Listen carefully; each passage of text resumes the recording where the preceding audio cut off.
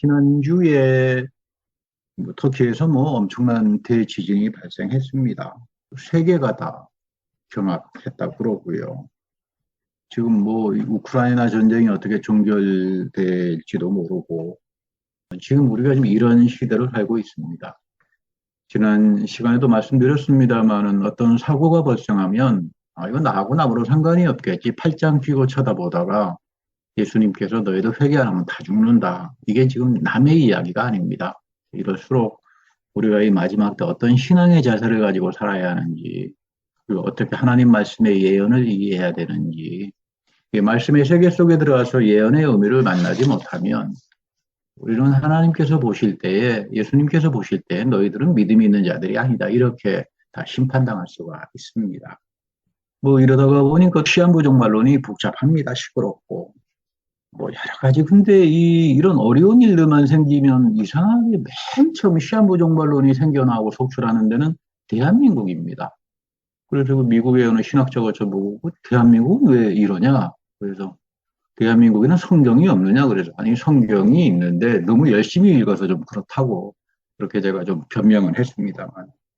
여러분도 제가 여러 차례 시한부 종말론에 대해서 말씀을 드렸기 때문에 잘 아시리라 믿습니다. 오늘은 한번 리뷰한다는 생각에 앞으로 또 이런 일들 지진뿐만 아니라 전쟁 또 당장 코앞에 나타나는 수많은 일들이 있는데 그럴수록 이 시한부 종말론자들은 끝까지 기승을 부릴 것이고 여기에 홀리고 미혹당하면 참 비참한 인생들이 되고 말죠. 시한부 종말론 레퍼토리는 뻔합니다. 7년 대환란입니다. 7년 대환란. 그 다음에 아마겟돈 전쟁, 재림 주림할 때 휴거, 14만 4천에 속하지 않으면 구원받지 못한다. 그리고 이 땅에 와서 주님이 천년왕국을 만들어서 다스린다. 성경에 없는 말이기도 하고 있는 말이기도 하고 이 짝퉁으로 갖다 붙여가지고 일종의 소설입니다. 저는 이제 이런 그 시한부 종말론을 열심히 공부도 하고 유튜브도 열심히 봅니다. 그러면서 제가 한 가지 느끼는 건 뭐냐면 그건 내가 시한부 종말론자라면 저렇게 허술하게 장사는 안 하겠다. 좀 더 그럴듯하게 하지. 그렇게 해서 공포를 공포심을 조장하면은 사실 이렇게도 돈 엄청나게 법니다. 미국의 할스 린세이라고 하는 사람, 시한부 종말론의 이제 아주 아버지죠. 억만장자가 되어 있습니다. 저번에 이분 그 유튜브 영어로 하는데 들어가서 보니까 레파토리를 조금 바꿨더라고요. 빨라요, 이분은. 우크라이나 전쟁하고 터키 대지진 봐라. 내가 우크라 전쟁이 일어난다고 큰 대지진이 일어난다고 하지 않느냐. 이거는 예루살렘 3차 성전 시으라는 징조다. 조금 레파토리가 좀 바뀌었어요. 그리고는 3차 성전 이후는 여기 바로 적그리스도가 와서 앉아서 주님이 오신다. 근데 여러분 이거는 성경에 나오는 말이 아니라 코란에 나오는 이야기입니다. 코란에 나오는 이야기를 갖다 붙여가지고 이 린세이라는 사람이 소설을 쓰면 엄청난 그 수익 장사를 하는데 미국도 마찬가지예요. 여기에 환호성을 저지르는 사람이 그 이른바 구급파 기독교인들입니다. 한국 교회는 대부분 다 여기에서 잘 벗어나지 못합니다. 우리가 성경을 통해서 재림주, 종말, 천연왕국 이런 것들을 좀 배워야 됩니다. 첫 번째, 이 성경 어디에도 예루살렘 3차 성전을 사람이 짓는다라고 하는 예언은 없습니다. 1차 성전이라고 하는 건 솔로몬이 세운 성전이죠. 바벨론에게 멸망했습니다. 한 580년도 전후에.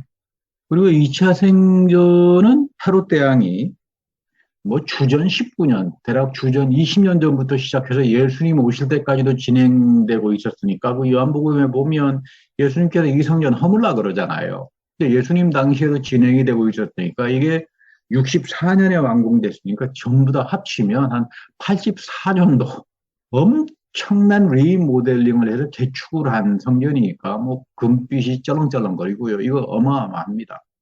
근데 예수님께서 이 성전 허물어 버렸어요. 사람들이 믿지 않았지. 아니, 84년 햇수로 전부 합치면 84년도 금빛가루 날리면서 어마어마하고 으리으리한 저 예루살렘 성전이 어떻게 허물어지냐. 근데 성전 완공 끝나고 난 다음에 바로 로마하고 유대인들이 전쟁을 해서 돌멩이 하나도 남기지 않게 다 폭발되어 버리고 다 무너졌습니다. 놀라운 이야기죠. 예언은 이런 거예요. 안 듣는 사람에게는 심판으로 가는 거예요. 근데 우리가 지금 마지막 때 예언을 알아야 되는 이유는 예언을 모르면 다 당합니다. 그러니까 예언을 알아야 이 마지막 때 하나님께서 어떤 믿음의 사람들을 찾아오시는가. 그래야 나도 그런 믿음을 가지고 구원이라고 하는 거를 체험하면서 살아갈 수가 있는 거죠. 요즘 정상적인 교회라고 하는 데서도 유튜브를 보면 마태복음 24장 32절 무화과나무를 이야기하면서 이 무화과나무가 이스라엘이다. 가지는 연해지고 잎사귀를 나면 여름이 가까운 줄을 알라. 그래서 뭐 이스라엘 나라를 곧 회복했으니까 예수님이 바로 올 거다. 뭐 이렇게 말씀하시는 분들이 수태반이에요. 그리고 성경에 없습니다. 이렇게 짝퉁 해석, 자기 멋대로주의 갖다 붙였다가는 큰일 납니다, 마지막 때. 사실 여러분, 이런 말씀하시는 분들은 그 본문의 바로 밑에 내려가면 어떤 말이 나오나 하면요. 그러니까 아들도 몰라. 곧 오긴 하는데 아들도 모르고 아버지만 알아. 그 내용이 분명히 나와 있는데 이 말은 언급하지 않아. 쫙 빼버려요. 여러분 성경을 자기 보고 싶은 것만 보고 목회자가 만약에 그렇게 된다면 교인들은 난리가 나는 거죠. 정확한 예언의 의미를 모르고 짝퉁식으로 알게 되면 그 여러분 큰일 납니다. 이스라엘은 여러분 괴롭습니다. 1948년도 국가를 설립하면 메시아의 시대의 시작이다. 엄청나게 과대선전을 했어요. 1948년에 나팔을 불고 뭐 굉장했죠. 그런데 여러분 구약 성경에서 이사야를 읽어보면 메시아 시대는 전쟁이 아니라 평화의 시대잖아요. 모든 무기들 다 쳐가지고 보습을 만들고 농기구를 다 만들고 또 평화의 시대를 이야기하는데 이 사람들은 1948년도에 들어와서 한 게 뭡니까? 전쟁밖에 안 했어요. 그러니까 메시아 시대가 아니란 말이죠. 이스라엘 국가가. 지금 뭐 또 잘못하면은 아마 이제 망할 판이에요. 여기 메시아가 어디 있어요? 성경에서 말하는 메시아의 평화 시대가. 그런데 이제 어용 유대인들은 또 희한한 말을 갖다 붙입니다. 우리는 메시아가 없는 메시아 시대를 살고 있다. 참 기가 막힌 이야기입니다. 메시아가 없는 메시아 시대는 또 뭔지. 더 사람을 어이없게 만드는 거는 프랑스의 뭐 철학자인지도 모르겠고 아무튼 좀 자크 데리다라고 하는 사람이 이 말을 또 막 해가지고요. 굉장한 것처럼 환호를 합니다. 그런데 여러분 이거 거짓말이에요. 자크 데리다라고 하는 사람은 제가 열심히 읽어봤습니다만은 이 사람은 무슨 철학자가 아니고 남을 이해하는 사람이 아니라 그저 자기 마음에 안 들면은 해체한다, 해체한다. 그래서 인문학이나 철학을 하는 사람들은 이 사람 영향 받아가지고 교회를 해체하자. 뭐 그렇게 해서 지난주에 저 앞에 혼찌검이 났습니다만은 너희들이 눈에 보이는 교회는 해체할 수 있겠지. 선동을 해가지고. 그러나 하나님이 그리스도 안에서 세워놔 너희들은 하나님 해체하지 못해. 부활하신 그리스도로 해체하지 못한다 이 말이에요. 그 하나님이 부활의 그리스도가 너희들을 해체하겠죠. 여러분 이거 교회뿐만 아니라 인문 사회학 안에도 이 짝퉁들이 잘못된 것들이 넘치는 게 지금 그래서 우리가 지금 호세아 시대를 살고 있구나. 이 백성이 여호와에 대한 지식, 하나님 말씀에 대한 지식이 없어서 망그러지는구나. 이거를 저는 참 절감했던 한 주이기도 합니다. 그래서 우리 사도 바울 선생님이 늘 그러잖아요. 영적 전쟁을 하라. 이 영적 전쟁은 여러분 선한 싸움이에요. 말씀을 가지고 하는 싸움입니다. 믿음을 가지고. 그러려면 믿음이 뭔지, 말씀이 뭔지 정확하게 성경을 통해서 예언을 배워서 그 이해할 건 이해하고 안 이해할 거 안 이해하는 거. 그것이 저와 여러분들의 태도라야 돼요. 이거 하나님께서 원합니다. 마지막 때 선한 싸움을 싸우라. 영적 전쟁을 한다. 뭐 영적 전쟁이라 그래가지고 무슨 무기 들고 나가는 게 아니고요. 말씀의 검을 가지고 진리를 가지고 이야기하는 거잖아요. 그럴 때 진리가 하나님의 말씀이 너희들을 자유롭게 하고 복되게 하고 영원한 생명으로 인도해 주실 것이다. 그런 이야기입니다. 신학교에서 시작해서 지금까지 이렇게 따져보면 대략 한 50년 정도, 한 45년 정도 성경만 읽고 공부한 사람인데도 잘 모르겠어요. 이 잘 모르겠다는 말은 무슨 뭐 이해가 잘 안 된다 이런 말보다는 내 삶에서 체득이 안 됩니다. 여러분 성경을 이해한다는 것은 말씀대로 살아서 내 삶에 체득이 돼서 하나님이 약속대로 내 삶 속에 권능과 축복과 기적을 베풀어 주시는 것 이거를 체험하지 않으면 그건 성경 아는 게 아니에요. 그런 이상한 성경 지식은 바리새파들이 제일 많이 가지고 있습니다. 내가 말씀을 읽고 사모하고 내 삶 속에서 행해서 이루어져야 되는 이 아브라함의 축복이 나에게 와야만 그래서 하나님의 권능과 넘치는 능력이 나를 인도해 주셔야만 우리가 비로소 아, 내가 하나님 말씀을 안다? 이렇게 말할 수 있는 거예요.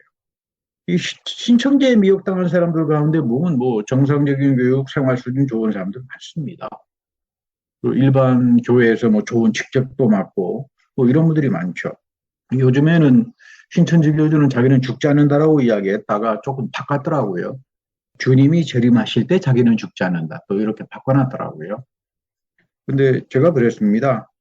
주님 재림 안 하니까 신천지 교주 죽을 거다. 그래서 뭐 저보고 목사님은 어떻게 신천지 교주가 살아있는 동안 주님이 오지 않는다고 그렇게 막말을 할 수 있습니까? 또 그러길래. 뭐 스가랴 12장 예언에 보면요. 주님의 오시는 날을 예언하는 자는 하나님이 칼로 죽인다고 나와 있어요. 여러분 예언의 말씀은 무서운 겁니다. 이걸 묵시적 예언이라고 합니다. 마지막 때에 대한 예언은 거짓말하는 자는 하나님께서 칼로 다 쳐부신다. 이런 엄청난 재앙이 담겨져 있기 때문에 무서운 거예요. 그래서 여러분이 묵시 때 마지막 때 오는 예언은 함부로 못합니다. 잘못하면 큰일 나니까. 저도 안 하려고 그랬는데 자꾸 마음에 하나님께서 감동을 주셔서 해야 되겠다. 그래서 저도 참 겁도 나지만 죽을 각오를 해서 지금 이 예언의 말씀을 좀 풀어보려고 하고 있는데 사도 바울 선생도 갈라디아 교인들에게 그러잖아요. 너희들 짝퉁 복음 전하지 하늘에서 내려온 천사도 저주당해. 근데 오늘날 왜 사람들은 이렇게 이 저주의 길로들 그렇게 가는지, 아니, 하나님을 믿지 않는 사람들이 그런 길로 간다면 어쩔 수 없지만, 교회를 다닌다 그러면서, 하나님을 사랑한다 그러면서, 왜 이런 짝퉁 복음으로도 이렇게 가는지, 저는 참 이해가 안 가요. 우리 이 짝퉁 복음의 대표는 니골라였습니다. 니골라는 집사죠. 안수 집사입니다. 유명한 집사입니다. 근데 이 사람은 계시록에 보면 음행의 상징인 이세벨과 함께 사탄의 것으로 정죄해버립니다. 이 니골라라는 사람의 배경이 참 재미있어요. 처음에는 이방 종교에서 막 우상숭배를 하다가 유대교로 개종했다가 또 유대교에서 초대 기독교로 개종했다가 개종이 엄청 많은 사람이에요. 그러니까 뭐 이교적이고 세속적인 생각들을 가는 데마다 갖다 붙였으니까 쫓겨다녔겠죠. 우리가 복음으로 시작했으면 복음으로 끝나야 돼요. 성령으로 시작했으면 성령으로 끝나야 되죠. 그게 축복입니다. 두 번째는 바울 당시에도 엉터리 시한부 종말론자들이 엄청 많았습니다. 근데 우리가 한 가지 분명히 알아야 될 것은 천년왕국이라는 말은 구약 성경에 없다. 그렇게 알고 계시면 됩니다. 이사야에는 메시아의 날들, 그래서 이게 뭐 400년이 될 수도 있고 뭐 500년이 될 수도 있고 1000년이란 말이 없어요. 그 이사야에는 메시아의 날들이 오는데 이 메시아가 재림하게 되면 우주적인 대재난이 벌어집니다. 우리 예수님도 그러잖아요. 주님이 다시 올 때 뭐 우주적인 대재난이 일어나잖아요. 막 지진만 생깁니까? 하늘의 별자리들이 움직여 난리가 나죠. 우주적 대재난이 일어난다. 그러니까 예수님 당시 오실 때 이런 우주적 대재난이 없었으니까 우리는 예수님을 메시아로 믿지 않겠다. 뭐 요게 이제 완고한 유대인들의 이야기인데 그러나 상식적인 유대인들하고 이야기해 보면요. 다 예수님이 메시아라고 이야기해요. 그리고 스가랴서 12장 10절의 말씀이 굉장히 중요합니다. 주님이 다시 오실 때, 주님이 그 재림할 때 이스라엘 전체가 자신들이 하나님을 십자가에서 못 박여 죽였구나. 대회개 사건이 벌어져요. 그래서 상식적인 유대인들은 역사적으로 오셨던 예수님이 우리의 메시아였다. 그런데 이 우리의 메시아를 우리 조상들이 이해를 못했는데 마지막 오실 때 우리에게 구원을 허락하시는구나. 그래서 그게 존경하는 거예요. 여러분 명심해야 됩니다. 여러분 뭐 이스라엘은 다 뭐 구원받지 못한다 이렇게 보면 여러분 안 돼요. 그러나 완고하고 뻑뻑한 사람들은 이런 스가랴에 나오는 예언의 말씀 보고 싶지 않은 거죠. 자기가 보고 싶으면 보는 겁니다. 이스라엘도 회개하는 남은 자들이 살아나는 거예요. 오늘 이사야서 4장 2절 3절에도 보면요. 그날의 여호와의 싹이 여호와의 날이거든요. 누가 구원받느냐? 이스라엘로 피난하고 남은 자들. 시온의 남은 자들이라고 하는 말은 예루살렘에 남은 자들이고 거기 예루살렘 성전이 있고 하나님 말씀에 정직하게 살았던 남은 자들. 하나님의 토라를 지키고 살았던 정직한 사람들. 이 사람들이 구원받는 거예요. 아무나 다 구원받지 않는다 그 말입니다. 유명하게 우리 사도행전 1장에는 예수님께서 승천하시기 전에 제자들이 와서 물었죠.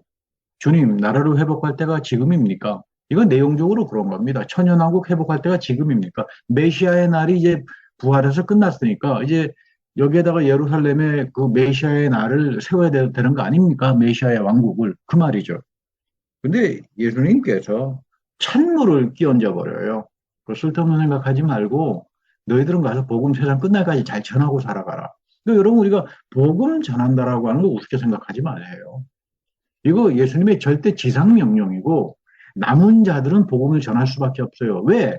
생명이 무엇인 줄 알고 믿음이 무엇인 줄 알고 마지막 때 어떻게 된다라고 하는 신비가 무엇인 줄 알기 때문에 사람들을 보면 안타까워요. 내가 저 사람이 이 복음을 듣지 않으면 저 사람 진짜 저주당하고 심판당할 수밖에 없는데 마지막 때 내가 가서 복음 전해야 되겠다. 그래서 우리 사도 바울 선생도 내가 이 복음 전하지 않으면 내가 화를 입을 것 같다. 그런 의식 속에서 살아가게 되는 겁니다. 요한계시록 20장에 보면 천연왕국이 나오죠. 그 본문을 곰곰이 읽어보면 이렇게 나옵니다. 첫 번째 천년은 이 사탄을 가두어서 사탄으로부터 자유로운 시간이에요. 예수님께서 부활하고 승천하셔서 뜻이 하늘에서 이루어진 것처럼 땅에서도 이루어진다라고 하는 기도 속에 보면 사탄들이 내쫓김을 당하잖아요. 그리고는 갇힙니다. 그러니까 자유로운 시간이 나타나요. 그래서 더 이상 박해받지 않고 하나님의 말씀을 전할 수 있는 그런 평화의 시대가 올 거다. 여러분 그거 상상이 안 가죠. 그 로마 망한다는 말인데 100년도에 밤모섬에서 사도 요한이 가서 그 예언을 받았을 때 로마는 최강의 나라였어요. 아니 마치 근 84년 동안 어마어마하게 예루살렘 성전 지어놨는데 예수님께서 저거 내 허물어 버린다라고 했을 때 그 지나가던 소가 웃지 않았겠습니까? 그리고 이후에 100년도가 됐을 때에 그 가장 정점, 권력의 정점에 있었던 로마가 망할 거다. 그리고 초대교회 공동체에 하나님께서 천년왕국의 축복을 이어주실 거다. 이건 누가 믿었겠어요? 근데 남은 자들이 믿었습니다. 그분들 덕분에 우리도 지금 이 믿음의 공동체를 오늘 우리 시대에 이어갈 수 있는 겁니다. 그런데 저는 아직도 이해를 못하는 게 지금 예루살렘 성전에 3차 정전 짓기 때문에 한국교회가 헌금해야 된다. 그렇게 해서 헌금을 하는 이분들은 저는 그 이해가 안 가요. 예수님께서 하지 말라는 성경에서 금한 거를 일부러 쫓아가면서 하는 사람들이 과연 믿음의 사람들인가 아니면 믿음을 다 상실해버리고 영혼이 사냥질을 당한 사람들인가 여러분 조심해야 됩니다. 이 짝퉁 복음으로 한번 미혹당하면 영혼은 사냥질 당합니다. 하나님께서 사탄의 지배를 가두었습니다. 로마가 멸망하고 교회는 자유로운 시간을 경험하고 예수님이 천년왕국으로 베풀어 주시는 그 축복을 교회가 받습니다. 여러분과 우리가 받죠. 누가 받느냐고요? 남은 자들이 받는 거예요. 눈에 화려한 교회가 받는 것이 아니라 남은 자들. 그래서 이 루터나 칼빈이나 우리 개신교로 시작했던 분들은 항상 구분하잖아요. 눈에 보이는 교회가 있고 보이지 않는 교회가 있다. 눈에 보이는 교회는 저거 교회 아니야. 이겁니다. 너희들 교회를 다니더라도 눈에 보이지 않는 교회, 그리스도가 오셔서 예배 속에서 세워주는 그 교회의 신비에 참여하도록 해라. 눈에 보이는 교회는 쭉정이도 있고 별 사람들이 다 있을 거 아니에요. 진짜 하나님께서 보시는 교회는 알곡이에요. 그 눈에 보이지 않는 교인으로 남아있어라. 이게 루터도 칼빈도 웨슬리도 개신교의 핵심 사상이에요. 교회에. 그런데 어느 날 갑자기 우리 개신교는 이상하게 전부 다 무슨 교회 지상주의가 돼버려가지고 뭐 예루살렘 성전처럼 교회를 지어야 된다. 뭐 이거 옛날 중세기 때 카톨릭으로 돌아가는 상황들이에요. 여러분 이거 조심해야 됩니다. 우리 예수님께서 그런 말씀 하시죠. 하나님 나라가 너희 안에 있다 이겁니다. 남은 자들에게 예수님은 하나님 나라 천연왕국을 줍니다. 그래서 오순절날 성령을 체험하게 하고 하늘의 신령한 만나를 내려주시고 내 마음에 할례의 은혜를 부어주셔서 내 속사람이 여기서부터 생명을 체험하며 살아가잖아요. 이게 너무 좋으니까 나는 마지막 때 이 복음을 전하고 살 수밖에 없는 그런 이야기죠. 그래서 지금 바울은 더 엄청난 말을 합니다. 변화의 축복을 입을 것이다. 이 변모산을 이야기합니다. 여러분들이 남은 자로서 살아갈 때, 이 아브라함과 같은 믿음을 가지고 살아갈 때, 변모산에서 체험했던 놀라운 신령한 은혜들이 너희들에게 임재할 거다. 하늘나라가 완전히 열린다는 그 말이죠. 여러분 이거 사모하면서 살아가는 게 교회고 여러분들의 믿음이라야 합니다. 그래서 바울이 너희들 잘 이해 못하면 믿음이라고 잘 이해 못하면 아브라함을 봐라. 정 아브라함이 안 되면 나 사도 바울을 본받아라. 그런 이야기예요. 여러분 믿음은 배우는 거예요. 믿음은 내가 갖는 게 아닙니다. 믿음은 배우는 거예요. 아브라함으로부터 배워야 되는 거고 바울로부터 배워야 되는 거지. 내 생각 갖다 붙이고 이야기해봐야 그거 잘못하면 다 짝퉁밖에 안 돼요. 조심해야 됩니다. 특별히 고린도전서 12장에서 바울은 더 엄청난 이야기를 하죠. 우리가 죽을 때 잠자는 것이 아니다. 변화를 입는다. 죽는 사람은 썩어 없어지지 않은 하늘에 속한 그리스도의 형상의 몸을 입고 부활한다는 말이에요. 요한계시록 20장에 보면 이들은 죽고 부활해서 지금 두 번째 단계의 천연왕국은 하늘나라에서 다스리고 있는 분들입니다. 그게 하늘의 천연왕국이죠. 하나는 지상의 교회를 통해서 남은 자들에게 주는 천연왕국의 축복이 있는가 하면 다른 하나는 하늘에서 몸의 부활을 입고 그리스도와 더불어 누리는 하늘의 천연왕국의 왕국이 있습니다. 이게 구원입니다. 뭐 자꾸 부끄러운 구원을 이야기하는 분들도 계신데 여러분 부끄러운 구원은 구원이 아니죠. 사도 바울이 그런 말 하잖아요. 고린도 교회에서 음행으로 잘못된 사람 그 교회에서 출교시켜라. 저거 몸 썩었으니까 몸은 심판당하게 해서 마지막 날 영이라도 구원받게 해야 되지 않겠네요. 여러분 이건 구원이 아닙니다. 이거 무서운 심판이죠. 근데 뭐 아니 목사님 뭐 내가 몸에 부활은 안 하지만 부끄러운 구원이라도 입지 않겠습니까? 그래서 저는 이게 무슨 말씀을 지금 하시는지 부끄러운 구원은 수치스러운 구원은 구원이 아니다. 이렇게 생각하면 됩니다. 여러분 구원이 수치스러울 수가 있나요? 내가 여기서 살아가면서 천연왕국이 임하고 하늘의 만화가 임하고 부활의 생명이 임하고 놀라운 하늘의 신령한 세계, 변모산의 신령한 세계가 열리는데 그리고 내가 죽고 몸에 변화를 입어서 그리스도의 하늘의 천연왕국의 다스림에 들어가는 게 구원인데 그게 어떻게 여러분 수치스럽고 부끄러운 거겠어요. 구원의 사람은 새 언약의 복음을 지키고 예배의 안식 속에 들어오는 끊임없는 교회의 신비 예수 그리스도를 체험하며 살아가는 사람들입니다. 그러니까 여러분 아브라함의 삶에서 가장 중요한 게 뭔가요? 주의 이름을 부르면서 예배하는 삶이에요. 이 놀라운 축복들이 이 안에 담겨져 있는 거죠. 이걸 가리켜서 우리는 은혜로 그리고 믿음을 통해서 성령이 부어주시는 믿음을 통해서 구원을 받는다 이렇게 말하는 겁니다. 여러분 마태복음에서도 부자와 나사로 이야기 속에서 보면 나사로가 아브라함의 품에 안겨잖아요. 아브라함의 믿음이 그토록 중요하다는 말이에요. 아브라함의 믿음을 갖지 않는 자들은 하늘에서 구원받지 못한다 그 말이에요. 하늘에서 구원받지 못한다는 말은 땅에서도 구원받지 못한다 그 말이에요. 여러분 명심해야 됩니다. 바울이 말하는 이 성경에서 말하는 죽은 자를 가리켜서 잠들었다라고 하는 표현에는 두 가지가 있습니다. 죽었는데 잠을 잔다. 그리스도가 생명으로 죽음을 이겼기 때문에 죽음은 더 이상 우리에게 저주나 무서움이 아니라 평화로 상징되는 겁니다. 그래서 사람이 죽음은 그리스도 안에서 잠을 잤구나 이렇게 표현하죠. 이게 상징적인 표현이에요. 평화를 이야기할 때. 두 번째는 이건 사실적인 거예요. 죽었는데 부활의 변화의 축복을 입지 못한 사람들. 이 잠든 자는 다시 말하면 구원받지 못한 자들이죠. 가끔 장례 예배에 가면 저를 놀라게 하는 게 있습니다. 성도님의 천국 환송 예배를 드린다고 하면서 이제 고인께서 잠들었습니다. 제가 좀 충격을 받습니다. 아니 이분은 독실한 교인으로서 교회 봉사도 잘하고 모범적으로 사셨던 분인데 구원을 받지 못했다는 말인가? 오히려 제가 시험에 들고 옵니다.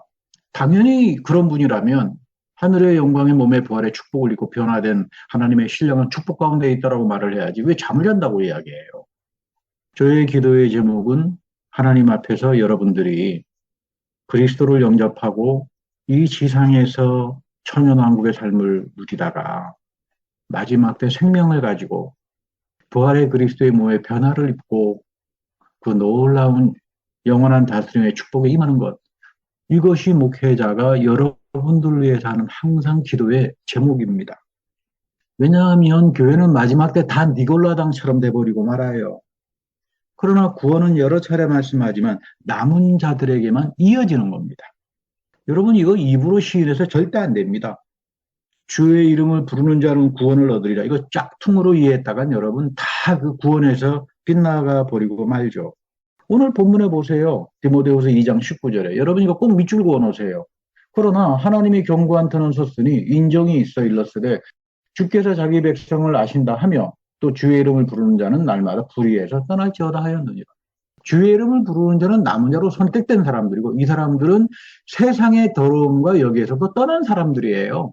한 발은 바알에게 한 발은 교회 뜰에다가 갖다 놓고 입으로 주여 주여 하는 자들이 아니다 그 말이에요. 주의 이름을 부르는 자는 구원을 받은 사람의 대표가 아브라함인데요. 지금 바울은 아브라함의 경우를 들어서 지금 설명하는 겁니다. 그런데 로마서에는 요거만 나와 있으니까 나는 저 디모데후서에 있는 말씀은 안 읽을게. 그랬다가 여러분 짝퉁 복음이 되는 거죠. 여러분 이거 꼭 밑줄 그어놓고 명심해야 됩니다. 주의 이름을 부르는 자는 구원을 얻는다라고 하는 말은 엄청난 축복의 말씀이에요. 오늘 마태복음 7장에 보면 무서운 심판이 선고됩니다. 주님의 이름으로 병 고치고 귀신 내쫓고 기적을 행하는 사람들 향해서 예수님이 심판하죠. 그 입으로 주여 주여 하다가 벌쩍 다 본 사람들이에요. 근데 여러분 입으로 주여 주여 제일 많이 하는 사람이 목사들이에요.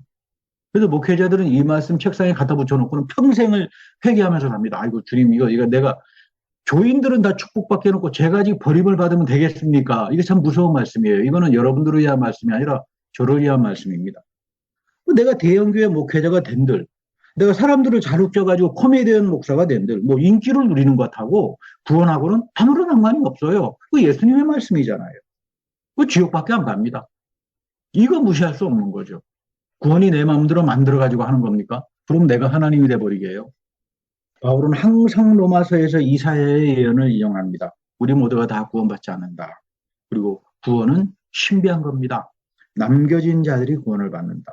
이스라엘 모두가 하나님의 토라의 계획으로 불려지고 선택됐지만 다 우상숭배 세속주의에 빠져버리고 고라처럼 빠져버리고 니콜라처럼 빠져버리고 말씀 신실히 지키지 못했다가 그러나 마지막 예레미야 예언에서 남은 자들 새 언약을 주어서 성령으로 부어주셔서 이들을 구원한다라고 하는 겁니다.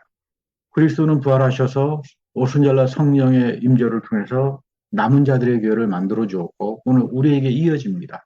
그러나 오늘날 이어지는 이 삶 속에서도 교회는 너무나 타락을 하고 너무나 눈에 보이는 잘못된 거에 급급하다가 보니까 남은 자로서 살아가지 못합니다. 물론 남은 자로서 신실하게 사는 그런 교회도 많이 있을 겁니다. 올해 한 해도 많은 유혹과 천지지변과 혼란스러운 일들이 벌어질 겁니다. 그럴수록 내가 어떻게 주의 이름을 부르면서 남은 자로서 하나님의 구원의 신들을 가지고 살아갈까? 이것을 사모하고 항상 예배 속에서 하늘에서 열리는 하늘의 예배, 하늘의 교회가 임재하는 그거를 사모하면서 살아가는 귀한 여러분들이 되기를 축복합니다.